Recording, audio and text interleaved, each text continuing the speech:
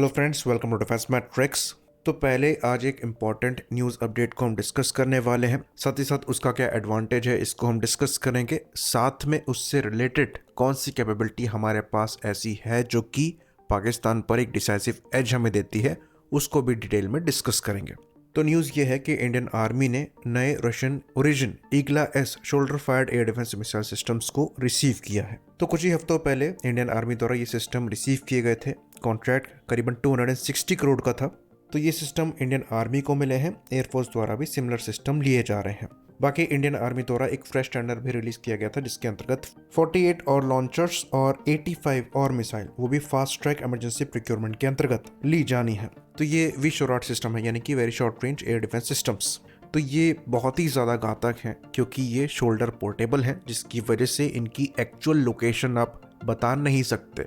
तो इनके अगेंस्ट में काउंटर तैयार करना मुश्किल हो जाता है और ये सरप्राइज कर सकते हैं। ये बात हम आपको बता दें, ये जो रशियन ईगला मिसाइल्स हैं ये इंडिया में भी असेंबल होती हैं और इनको अडानी द्वारा बनाया जाता है। तो ये एक लार्जर डील का पार्ट है जिसके अंतर्गत इंडियन आर्मी करीबन 120 लॉन्चर्स और 400 मिसाइल्स को प्रिक्योर करेगी। पहला बैच रशिया से डायरेक्टली आ चुका है, बाकी अडानी द्वारा बनाए जा रहे हैं और ये जो प्रिक्योरमेंट हुआ है ये उसको कॉम्प्लीमेंट करता है। उससे पहले 2021 में इंडिया द्वारा इमरजेंसी रूट के अंतर्गत पहले ही करीबन 24 लॉन्चर्स और 216 मिसाइल्स जो हैं ले ली गई थी। तो ये पुरानी ईगला मिसाइल्स को रिप्लेस करेंगी। ये जो ईगला एस है ये लेटेस्ट वर्जन है। तो हमारे द्वारा पहले से ही ईगला 1M को यूज़ किया जाता था, अब ये ईगला एस है। ईगला एस अपग्रेडेड है और 2004 से ही सर्विस में इस्तेमाल किए जा रहे हैं। ईगला एस की हम बात करें तो यहाँ पर ईगला 1M के मुकाबले जो इंगेजमेंट रेंज है वो बढ़ गई है। वो पहले 5000 मीटर या फिर 5 किलोमीटर हुआ करती थी, अब ये 6000 मीटर या फिर 6 किलोमीटर हो गई है। साथ में क्योंकि ये फास्टर है इसलिए ज़्यादा फास्टर टारगेट्स को भी इंगेज कर सकती है। तो ये सुपरसोनिक टारगेट्स को इंगेज करने में सक्षम है जो कि मैक 1 के ऊपर फ्लाई कर रहे हो लोअर एल्टीट्यूड पर। ऑल्दो पिछली भी कर पाती थी पर उसके कंपैरिजन में यहाँ पर ये नंबर थोड़ा सा पहले से बेहतर हुआ है। बाकी वॉरहेड की मात्रा भी बड़ी है जो कि पहले खाली 1.17 किलोग्राम के आसपास का हुआ करता था, अब ये 2.5 किलोग्राम का हो गया है, जिसकी वजह से जो डैमेज इससे होगी ये कंपैरेटिवली ज़्यादा होगी और जो वन शॉट किल प्रोबेबिलिटी है वो काफ़ी ज़्यादा बढ़ जाती है। तो ऐसे man portable air defence systems काफ़ी ज़्यादा क्रूशल है। रशिया यूक्रेन वॉर में हमने ये चीज़ देखी है कि रशिया की जो लैंड अटैक कैपेबिलिटी है थ्रू अटैक एयरक्राफ्ट या फिर अटैक हेलीकॉप्टर्स, उसको काफ़ी ज़्यादा यूक्रेन की साइड से अफेक्ट किया गया था। इवन अच्छे खासे हेलीकॉप्टर्स जो हैं यूक्रेन द्वारा शूट डाउन किए गए थे रशिया के। बाद में ये चीज़ बदली, इस पर हम विस्तार से बात करेंगे जब हम आगे हेलीकॉप्टर्स की बात करेंगे। तो जो हेलीकॉप्टर्स हैं और लो फ्लाइंग एयरक्राफ्ट है उनके लिए ये परेशानी का सबक बनते हैं। इसके कंपैरिजन में पाकिस्तान के पास अंजा सीरीज़ के मिसाइल्स हैं। अंजा पाकिस्तान में लोकली असेंबल्ड होती हैं, पर ये चाइनीज़ QW1 मैन पैड्स का लोकल वर्जन है जो खुद ईगला की कॉपी है। तो पाकिस्तान द्वारा लेटेस्ट अंजा मार्क 3 को इस्तेमाल किया जाता है जो कि कॉपी है Chinese QW2 man pads system का, जो अगेन कॉपी है ईगला का, पर वहाँ पर जो स्पेसिफिकेशन है वो आपको ईगला की ज़्यादा बेहतर मिलेगी।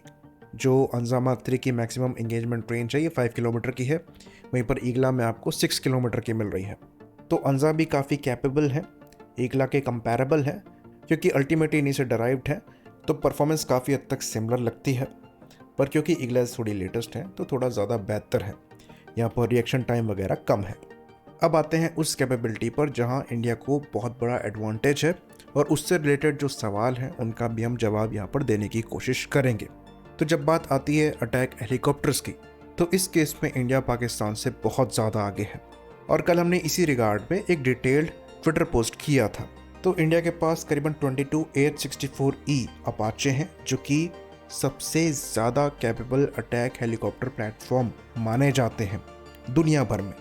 उसके बाद करीबन 100 के आसपास ALH रुद्र हैं और फिर Mi-35 हेलीकॉप्टर्स हैं करीबन 15 के नंबर में, और उसके बाद LSP वेरिएंट्स हैं LCH प्रचंड के। बाकी बोनस में Mi-17 हेलीकॉप्टर्स जो हम इस्तेमाल करते हैं इनको भी मॉडिफाई किया गया है। ये 80 मिलीमीटर के रॉकेट्स तो दाग ही सकते हैं। साथ ही साथ जो लेटेस्ट मॉडिफिकेशन है उसके अंतर्गत इनमें स्पाइक एंड लॉस को इंटीग्रेट किया गया है। इस पर हम विस्तार से बात करेंगे। कंपैरिजन में पाकिस्तान की बात करें तो पाकिस्तान के पास करीबन 50 पुराने AH-1Z कोबरा हेलीकॉप्टर्स हैं जिनको पाकिस्तान द्वारा काफ़ी समय से रिप्लेस करने की कोशिश करी जा रही है, पर इनका रिप्लेसमेंट मिल नहीं रहा है। फिर 4 मी-35 हैं जो कि नए हेलीकॉप्टर्स हैं, और कहा जाता है कि करीबन 3 से 10 Z-10 हेलीकॉप्टर्स हैं जो कि आज तक देखे नहीं गए हैं, पर ऐसा क्लेम किया जाता है कि इनके पास कुछ नंबर में Z-10 है। तो पाकिस्तान की कोशिश थी टर्की से T-129 अटैक हेलीकॉप्टर्स को एक्वायर करने की, लेकिन वो उन्हें मिल नहीं पाए अमेरिकन सैंक्शंस की वजह से। बाकी ये भी मी-17 को इस्तेमाल करते हैं, जिसमें 80 मिलीमीटर के रॉकेट्स लगाए जा सकते हैं और कोई मॉडिफिकेशन वहाँ पर नहीं हुए हैं। तो अटैक हेलीकॉप्टर्स के मामले में इंडिया पाकिस्तान के कंपैरिजन में बहुत ही आगे है। हमारे जो H-64 अपाचेज हैं, ये हेलफायर जैसी एंटी टैंक मिसाइल्स फायर कर सकते हैं, 30 मिलीमीटर की गन फायर कर सकते हैं, जो कि एंटी आर्मर रोल में सिग्निफिकेंट रोल प्ले कर सकती है। सेम चीज़ मी-35 के साथ भी है। बाकी जो हमारे LH रुद्र हैं, ये 70 मिलीमीटर के रॉकेट्स और 20 मिलीमीटर की मेन कैनन को यूज़ करते हुए एंटी आर्मर रोल को प्ले कर सकते हैं। यहाँ पर परेशानी बस ये है कि कोई एंटी टैंक मिसाइल्स इनसे इंटीग्रेट नहीं हुई है। दुर्वासरो और हेलिडा के ट्रायल्स यहाँ पर इनसे किए गए हैं, पर अभी उनके ऑर्डर्स नहीं दिए गए हैं। पर फिर भी जो 20 मिलीमीटर की मेन गन है और 70 मिलीमीटर के रॉकेट्स हैं, ये अच्छी खासी डैमेज पहुँचा सकते हैं। फिर जो मी-35 हेलीकॉप्टर्स हैं, ये भी 80 मिलीमीटर के रॉकेट्स को लॉन्च कर सकते हैं और Russian 9K114 Sturm anti tank missiles launch कर सकते हैं। वहीं पर LCH प्रचंड भी 20 मिलीमीटर की मेन कैनन और 70 मिलीमीटर के रॉकेट्स को इस्तेमाल कर सकते हैं एंटी आर्मर रोल के लिए।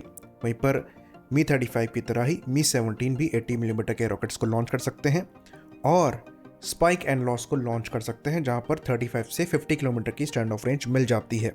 ये बहुत क्रूशल है, इसको हम आगे समझेंगे।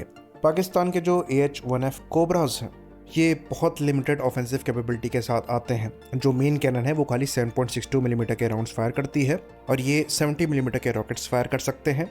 सिंगल इंजन हेलीकॉप्टर्स हैं और लिमिटेड कैपेबिलिटी है, जैसा कि हमने बताया। मी-35 जो है ये इनके लेटेस्ट हैं, तो वहाँ पर ये 80 मिलीमीटर के रॉकेट्स भी फायर कर सकते हैं और एंटी टैंक मिसाइल्स भी फायर कर सकते हैं, लेकिन नंबर्स बहुत कम है। खाली 4 मी-35 इनके साथ सर्विस में है। Z-10 की बात करें तो आज तक एक भी Z-10 पाकिस्तान की सर्विस में देखा नहीं गया है। ये क्लेम करते हैं कि 3 से 10 Z-10 हमारे पास हैं। तो क्लियरली इंडिया के पास जो एडवांटेज है ये पाकिस्तान के ऊपर अच्छा खासा है अटैक हेलीकॉप्टर्स के मामले में। लेकिन फिर क्लेम किया जाता है कि पाकिस्तान के पास man portable air defence system भी है, जैसे कि अंजा-3।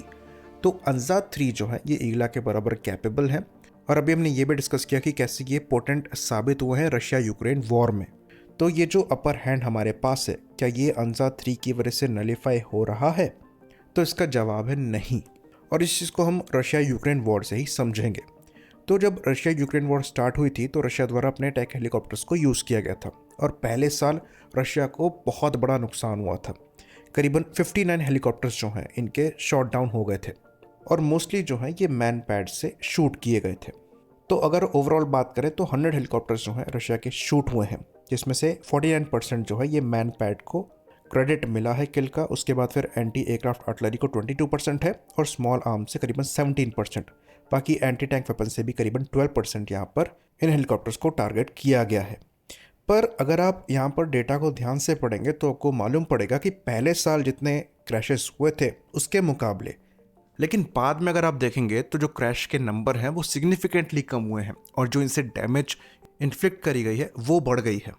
तो उसके पीछे जो रीज़न था ये लॉन्गर रेंज की एंटी टैंक मिसाइल थी। तो जैसा कि हमने बताया अंजा की जो मैक्सिमम रेंज है ये 6 किलोमीटर की है। तो अगर आप इसको स्टैंड ऑफ रेंज मानते हुए इतना डिस्टेंस मेंटेन करते हुए टारगेट को इंगेज कर रहे हैं तो आपके पास एडवांटेज है, और यही रशिया द्वारा किया गया था। उन्होंने एल्मर मिसाइल को इस्तेमाल करना स्टार्ट कर दिया, जहां पर 14 किलोमीटर की आपको टारगेटिंग रेंज मिलती थी, जिसकी वजह से करीबन 50% इफेक्टिवनेस इन अटैक हेलीकॉप्टर्स की बढ़ गई। उसके बाद टारगेट प्रिसीजन के लिए ड्रोन्स का भी इस्तेमाल किया जाने लगा और इलेक्ट्रॉनिक वॉरफेयर का भी काफ़ी ज़्यादा इस्तेमाल किया गया।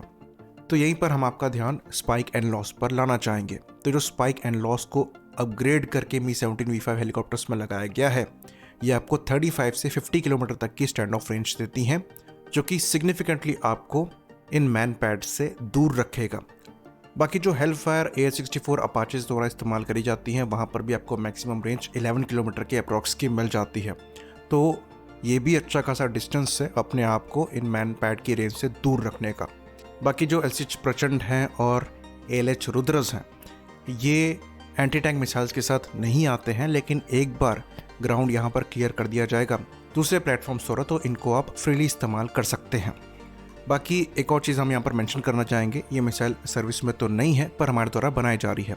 DRDO संत एक ऐसी मिसाइल है जो कि आपको 14 किलोमीटर तक की मैक्सिमम एंगेजमेंट रेंज देती है। Mi-35 से इनको टेस्ट किया जा रहा है और ये सिग्निफिकेंट रेंज है ऐसे टारगेट्स को डिस्ट्रॉय करने के लिए। ये 4th generation anti tank missiles हैं। आई होप इन्फॉर्मेशन यहाँ पर क्लियर रही हो। इसी बात पर इस वीडियो को हम खत्म करेंगे। लाइक करिए, सब्सक्राइब करिए। जय हिंद।